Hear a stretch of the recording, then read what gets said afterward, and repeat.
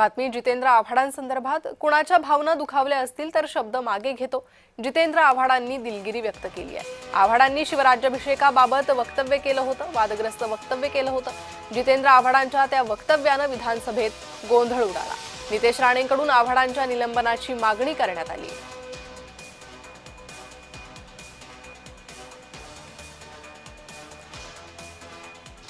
त्यांनी एखादा शब्द असाही बोलायला पाहिजे होता की आजही काही समाजांमध्ये 10 पत्नी केल्या जातात, त्यांच्यावर त्यांचं तोंड उघडत नाही, त्याच्यावर ते भाष्य करत नाही। हे संविधानामध्ये लिहिलेलं आहे का अध्यक्ष महोदय? आणि छत्रपती शिवाजी महाराजांचा अपमान करण्याचा त्यांना कोणी परवाना दिलाय? अध्यक्ष महोदय, त्यांनी माफी मागितली पाहिजे। त्यांनी संपूर्ण महाराष्ट्राची माफी मागितली पाहिजे, आपल्या देशाची माफी मागितली पाहिजे।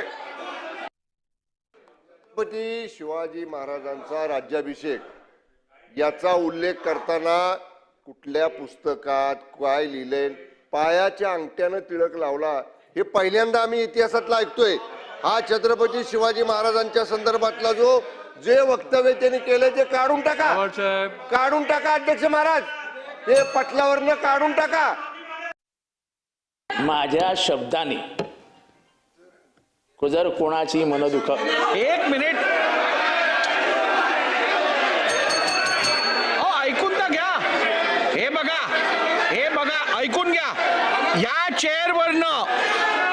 चेअरवरनं मी निर्देश दिलेले असतील, अध्यक्षांनी निर्देश दिलेले असतील तर प्रत्येक सदस्य त्याचं पालन करतो याची मला खात्री आहे। त्यामुळे मला संपूर्ण खात्री आहे की एक मिनिट थांबून घ्या, मी पालन दिलगिरी व्यक्त करतो। झालं ना, आता दिलगिरी व्यक्त केली, ठीक आहे। तुम्ही माफी मागायला सांगितले अध्यक्ष महोदय, तरी पण हातवारे करणं आणि आमच्यावर उपकार करतात असे जे काय ते दाखवतायत अध्यक्ष महोदय।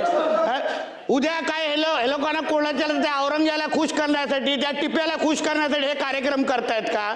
मग अध्यक्ष महोदय, आपल्याला मी विनंती करतो अध्यक्ष महोदय, यांना पहिले निलंबन करा अध्यक्ष महोदय इथून, नाहीतर अध्यक्ष महोदय उद्या हे